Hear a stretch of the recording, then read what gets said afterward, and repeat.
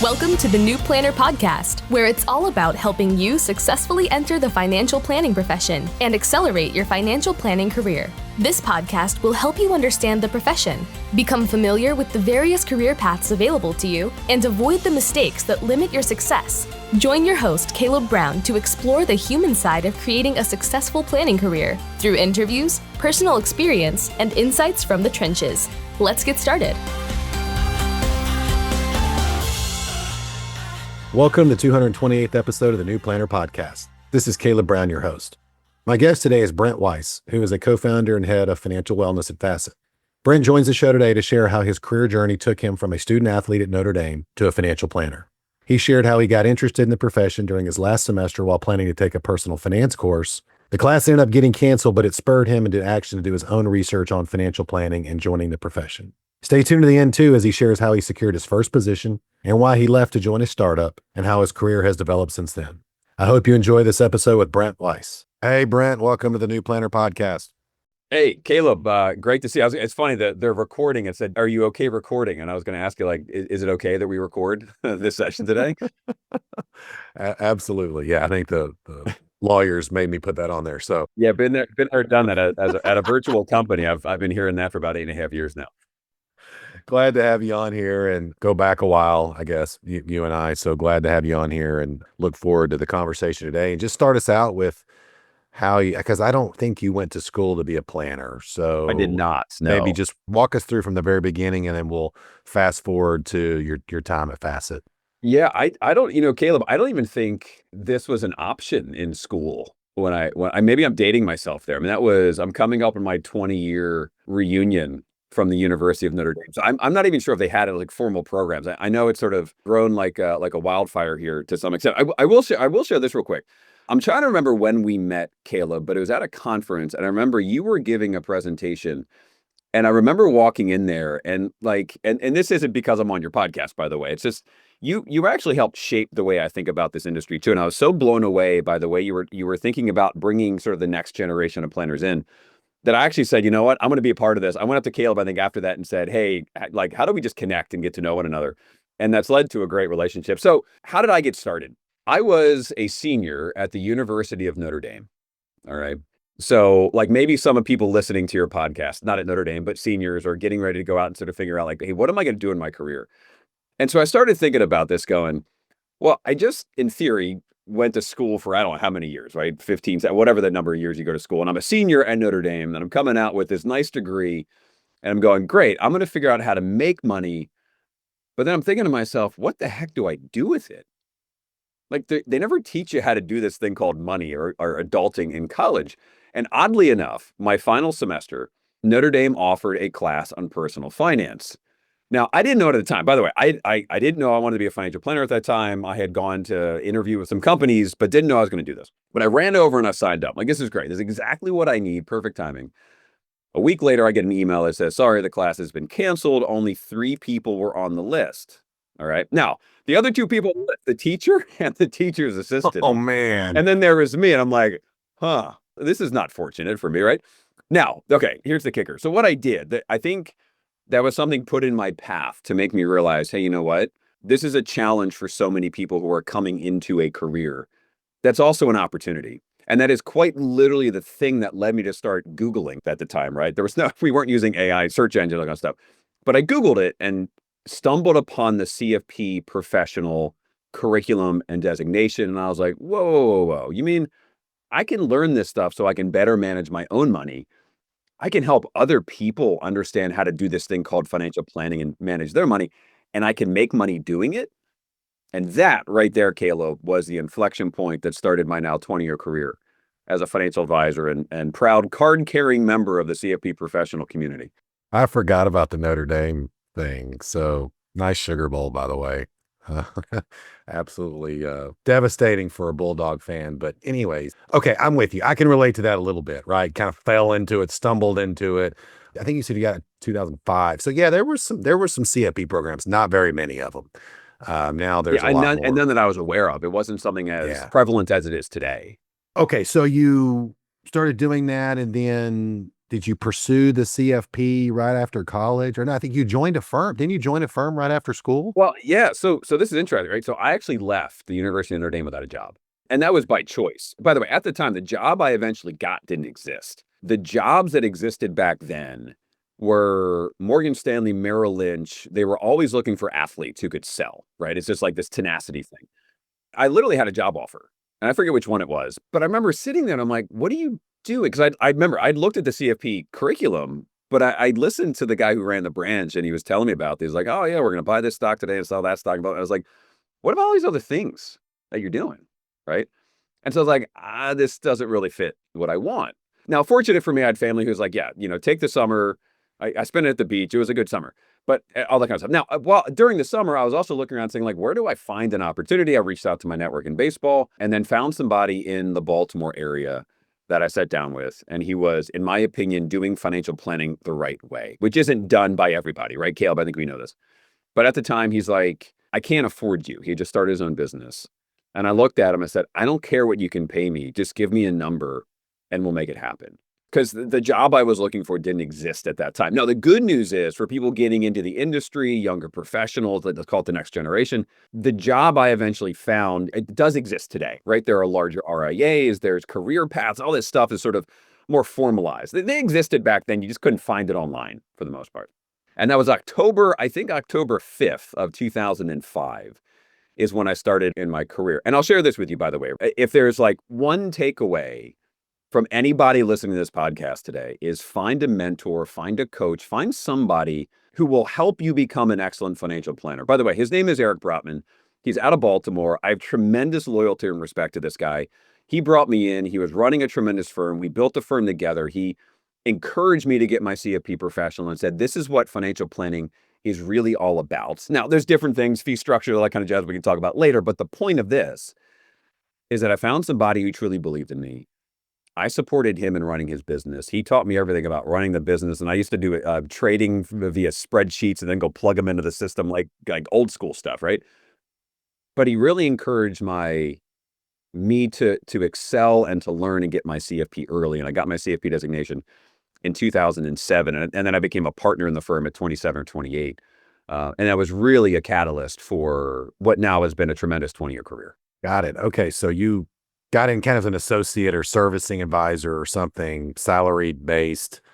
May not have been a lot of salary, but it was enough to kind of get you going and supporting and helping grow the business. Yeah. I mean, look, I started in the portfolio. I mean, Schwab Portfolio Center. Do you remember that? Yeah, I do remember that. I mean, I feel like we're talking about, I don't know, like cotton looms or something like that, and like some old technology. Like, when did this exist? Right? Are you crazy? But so I started actually in portfolio reconciliation. So I learned the downloads, the reconciliations, the systems, the trading. I mean, I was scheduling for him. I was sitting in all of his meetings. But at the same time, I was going for, I think back then, I'm actually like, Series 7, Series 66. I no longer hold the licenses anymore.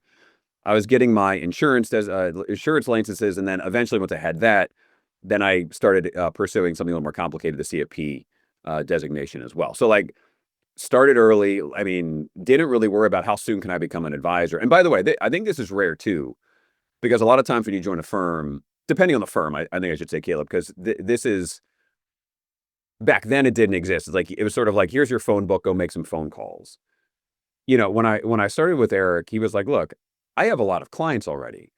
I don't need you to go find them, because at the age of 22, you're probably not bringing in ideal clients for the firm yet, right? He said, I just need you to help me run the business, service them really well, and I will teach you everything you need to know so you can eventually sort of, take on some of my clients and start developing your own clients as well over time. That to me was a turning point, because I was able to focus on my education, learn the industry, learn the business, learn trading, learn all of it, and then gradually over time step into an advisor role. Keep walking through the timeline. I mean, how long? So it looks like you were there. You said 4 or 5 or 6 years later, you became a partner in the firm. That's amazing. Talk to us about that. Yeah. So that ties into this whole idea of finding a mentor, finding somebody who will take you under their wing and really teach you how the business works. And there was probably, as I was going along, getting my licenses, my designations, my CFP certification. And by the way, when you find somebody who really supports it, because I took the accelerated CFP class, right? So there was, 6 months of intense education just out of school. But I guess I was in the mode for it, right? Just a couple years later. And then as I was going through that, we called it sort of living classroom, is I would just sit in his meetings from like 9 a.m. to 5 p.m. and not say a word. I just had to sit there and shut up at first, right? Now, let's say the first 6 months I sat there and shut up, and then eventually we figured out, hey, can you talk about education savings accounts or 529 plans and not mess it up, kind of thing. So I got to see how he would prepare for meetings, how he would run meetings, how he would navigate conversations, the easy ones, the challenging ones, how he would wrap up for meetings. And then over time, I'd say after probably about 3 years, 4 years in, then he said, okay, now it's your time to take over, sort of going from the passenger seat to the driver's seat. And I'll tell you what, when I took over, first of all, I'm nervous as heck because I'm like 26 years old going like, what am I doing here? Sitting in front of some clients at the time who were, 55, 60. Like, what are they thinking of a 25-year-old, 26-year-old? That's a challenging conversation to have. I think the more awkward thing for me was having Eric sitting there watching me. Just like every word. I'm sure it's like when you walk into like a psychiatrist's office, like they're analyzing every word you say. I'm like looking over at Eric, like, did I say it? Did I mess that one up? Is it good? And he's like, just run the meeting. Like, okay, good. But I'll tell you what, that sort of like drinking from a fire hose or being held to the fire, right, was such a transformative experience for me. It was hard, it was challenging, it was scary, and also probably one of the bigger inflection points in my career because you got to make some mistakes at first, right? And by the way, I wasn't giving bad advice. It's just sometimes you're a little awkward in terms of how to introduce yourself, run the meeting, how to wrap up, all that kind of good stuff. But I had him there as a coach and a guide to make sure I had it right. Sort of the training wheels on the bike for a while. And then we just eventually decided, hey, you're ready, right? Take the wheel. I'm going to step out and run with it. And that was, I'm trying to think. I'm guessing on time frames here, but probably 26, 27, because I think when I was 28, I became a partner in the firm. And we were a smaller firm too, by the way. So I don't want to make it seem like you're going to be a partner that soon. Firms are structured differently. There's compensation buy-ins and all that. Well, you were the first guy hired, right? Weren't you the first guy hired? Well, at the firm, no. At the first advisor. Okay. I would say. Yeah. That was going to go on a career path. Because I think when I joined, there were only 4 people at the firm. And then what happened is somebody stepped away, and then he was like, oh, hey, now I can afford to pay you. If you want to talk salary, we can talk salary. I actually had to go live with my grandparents who lived down the street for a while because that's what the salary was. But look, it was an agreement because, look, he was starting the company. And then so there were 4, then there was 3, and then I joined, make it 4. And then, look, we had a heck of a lot of fun over the next decade, building an incredible firm, doing financial planning the right way, truly comprehensive, not just about accumulation or investing. Again, we could talk about fee models and all that kind of, and like ideal clientele. We had a really, really fun decade, building a business together, growing that to about 17 employees. And it was just a really, really cool experience for me, cool being a technical term. And I think the foundation or launching pad for my career now that I transitioned over to Facet. And talk to us about that. I mean, it sounds like you had the dream scenario and you're there 11 years, everything's going great. You're growing the business and your partner, and then you walked away from it. Yeah. So very short backstory. I grew up with my grandparents, and my parents are around too, by the way. So grew up in a house with my grandparents.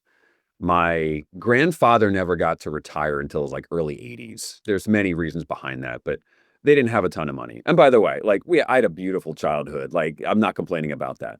But he had to keep working because in theory, he's taking care of his own kids and his grandkids because I'm living with my grandparents, right? So he had to work until into his 80s to make sure that we were financially sound. My grandmother did retire when she was around 65 and had $50,000 to her name. And I was around 13 at the time there. And she did find a financial advisor when she retired. And I don't know how she got introduced to her, introduced that individual. But I remember that my grandmother was told to invest in an individual stock. And it was a stock out of South America. It was literally a penny stock that was going for a company that was going to cure cancer. Now, the backstory for my grandmother is that she had cancer a couple years back. So when I look at this now, I'm like, wow, that financial advisor was really just a dirtbag. Okay, so he made a fat commission, and my days after school were coming home, and this is back in the AOL dial-up days. I could still hear the internet screeching as you dial in kind of thing. But I remember every single day I'd watch my grandmother log in, and all we watched was that stock go down and down and down. And she kept reading articles. Oh, this company's getting closer. They're getting closer. And I always ask people today, like, have we found a cure for cancer? The answer is no. Well, you can imagine what happened to our money. It was gone. So when I was working at my first firm and with Eric, like I think like most financial advisors, wealth managers, you try to find this ideal clientele, $1 million plus, $500,000 plus investable assets. My family never had that. And so for a while I'm thinking, how do I serve families like mine? And there are a heck of a lot more families out there that don't have $1 million than that do. Okay. And by the way, this is not commentary on like who you should work with or who you should serve, right? That is just a personal choice. For me, I wanted to fight for families like my family. Right, Notre Dame has this like ad series they run on Saturdays in college football season. What would you fight for? And so my whole thing is like back in my mid to late 20s, I didn't know at the time, but I was kind of transitioning in this phase of like, what am I going to fight for in my career? And it was fighting for families like mine, fighting for greater access, for democratization of high quality financial advice, but not just democratizing it, but redefining what it should be and the role of money plays in our lives. And so like this was happening in my late 20s, early 30s. And then oddly enough, I got connected randomly from a former coworker of mine to now my business partners here at Facet, are the co-founders, Anders Jones and Patrick McKenna, who sat down, and they come out of San Francisco. They're big in they're independent investors themselves, healthcare, technology, et cetera, entrepreneurs. And we kind of got together and had, well, let me pause there for a second for any follow-up questions. And I'll tell you about the time that Anders and I met for coffee that I thought was going to be 30 minutes and it turned into something pretty transformative in my career. Yeah, I mean, I think we're tracking with you. I mean, I get the pivot in wanting to serve someone like you. I mean, just like me. I mean, I want to fight for the new planners and the new entrants and the people that don't want to start in the sales jobs. Right? That's 100%. What keeps me going, and so I can relate to that. So you got connected with the guys you guys were eventually going to create Facet. So pick it up there. Yeah. So I got an email, actually February of 2016, oddly enough. I still have the emails. It's kind of funny. Go back and read the emails from back and forth from Anders. And he's like, hey, I'm just trying to like talk to some financial advisors about an idea that I have. Would you be willing to spend 30 minutes with me? And I said, sure. 30 minutes is sort of like a professional thing. I'll go meet with them. We met at a place called T-Volve down in Baltimore City for, again, what I thought was going to be 30 minutes. 5 hours later, we were still sitting at the table. Yeah. Because we just had this alignment around. Now, Andrew's background is very interesting because his mother helped actually set up the 401k business at Fidelity, right? So he had some ties to the industry. He understood it. He had seen sort of like the lack of innovation and utilization of technology at that time in financial services. And so he had this thesis as a guy coming out of Stanford, where like their mindset is all about entrepreneurship, disruption, new businesses, et cetera, about how do you change or how do you apply a different business model or go-to-market strategy to the financial advice space? How do you make it more affordable? How do you lower the cost, make it more accessible, improve the quality, et cetera? And we just sat down and I started sharing like, here's my family story. Here's what I really want to work with and things I've been thinking about. I've been doing this for wealthier families. I want to bring this kind of thing to individuals. It's not a lower service for less money. It's a really high quality service. You just have to find the ways to use technology to lower the cost. It was almost the exact same story. And so we started going back and forth like, holy cow, how did two guys on the complete opposite side of the country have a similar belief around what financial planning or financial advice should be? And so 30 minutes turned into 5 hours. And that initial meeting then led to the founding of Facet. And that was 8.5 years ago, coming up on 9 years when we started Facet. And we might have some listeners that aren't familiar with it. So just talk to us about the service model and how it's different. Yeah.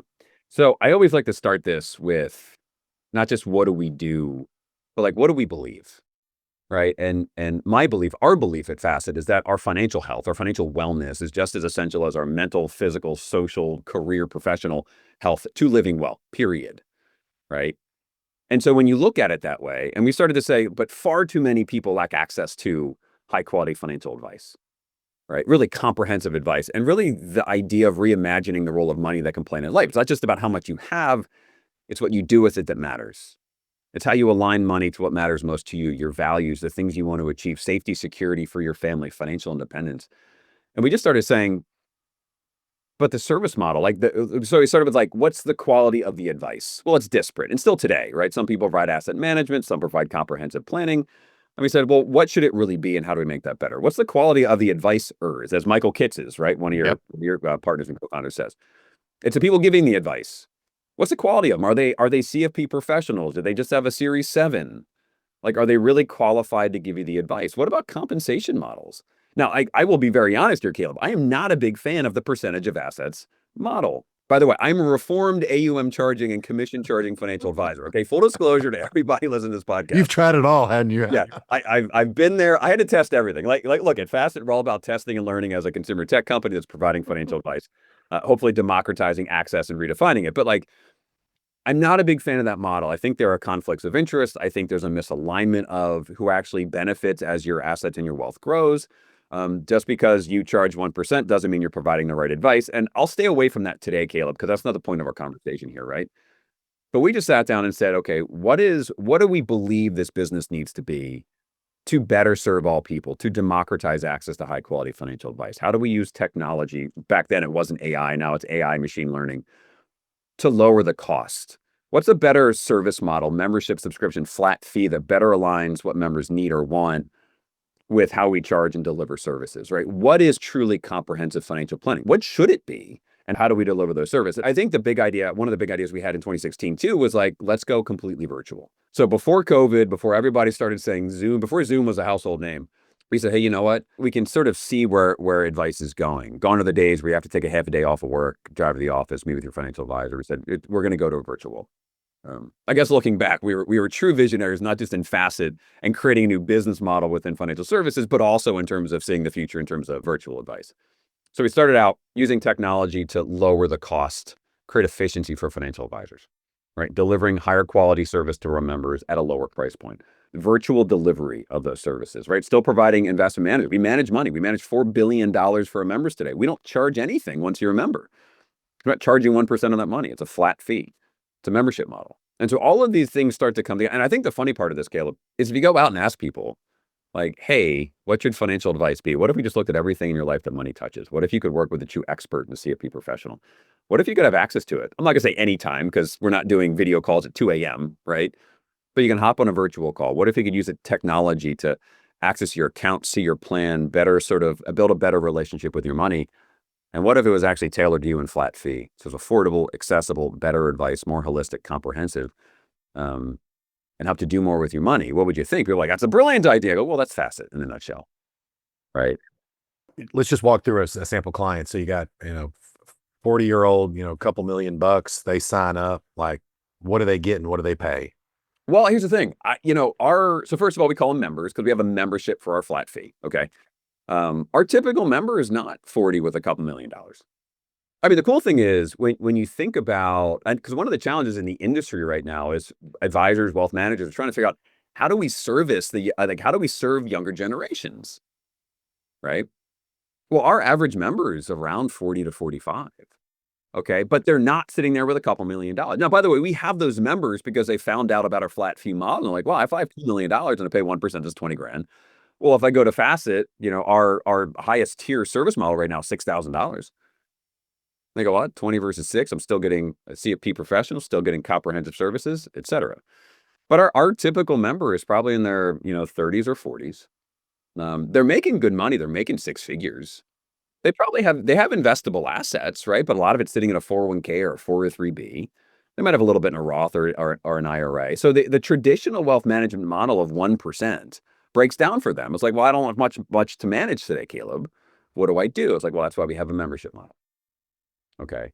So in terms of what we provide, I mean, golly, like, what do you learn as a CFP? If you can name, we learned it as a CFP, we provide that to our members. I mean, it's everything from looking at how they make their money to cash flow, to tax planning, to workplace benefits, to savings investing, insurance estate planning, right? Like all of these things are items that we deliver and provide to our members. We just built very specific membership tiers based upon where people are in life. If you're 32, just married with a kid, you need something very different than if you're 60 with maybe $1 million getting ready for retirement. And so we just built this and said, what do people need? There's different levels of complexity or service models, and let's just make sure that we can provide really high quality advice at appropriate price. Got it. I'm with you. Maybe just talk about, because I was looking at your head of, you mentioned this earlier, like financial wellness, you're head of financial wellness. So as your career has progressed and you've co-founded this company and you're doing all these other things, I mean, are you still working with clients, or have you just gone, I'm the executive, I'm leadership, I'm I'm over here? And if so, I mean, do you miss the clients in the trenches? Well, so here's what I can share with you, Caleb, and everybody that's going to listen to this podcast is I got into this business because I love working with people, period. And I hate even saying I love helping people because people don't need help, right? What they want is support. They want guidance. They want a teammate. They want an expert on their team to help them make the better decision with their money and improve the quality of their lives. I love that and will never get away from that. So I don't have as many members as a typical CFP here at Facet because I'm running the business. I'm doing a bunch of other things in terms of sales and marketing and you name it. Okay. But yes, I do still have a handful of member relationships that I keep. And it is one of the highlights of my day because I got into this business to help people, support people, guide them, coach them. And I still do that to this day amongst many other hats that we wear, but that's the nature of a startup as well. Got it. Love it. Absolutely. Well, Brent, I mean, great story. I mean, what lot of cool stuff you've got going on. Any final tips or comments you'd like to leave the audience with?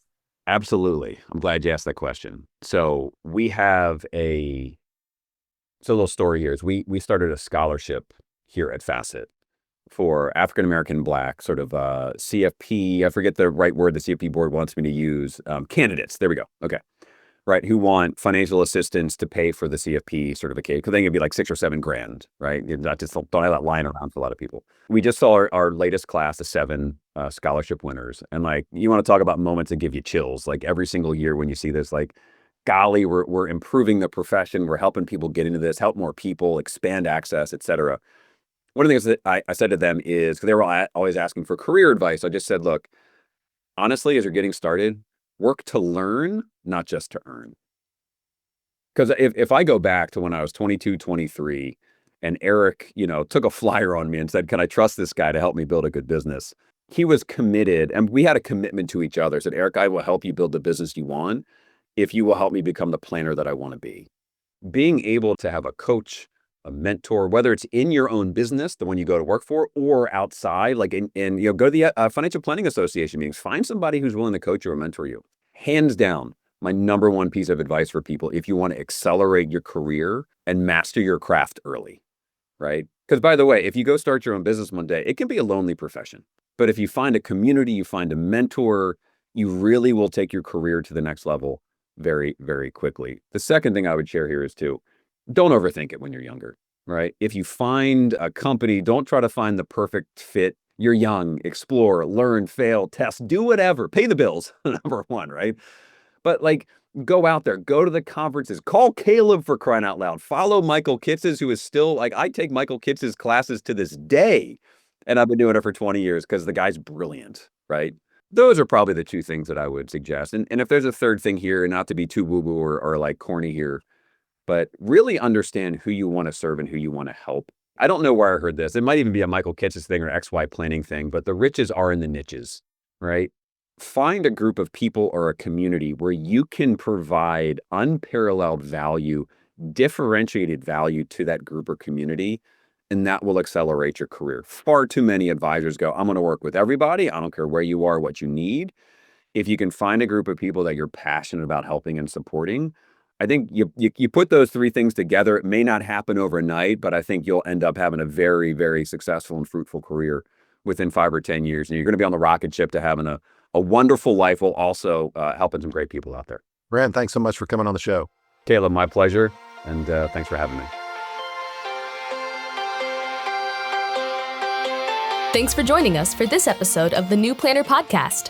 If you're ready to discover the top career paths for financial planners and see which track is best for you, we created a free guide to help you. Grab your copy of the Financial Planner Career Roadmap at newplannerrecruiting.com/roadmap.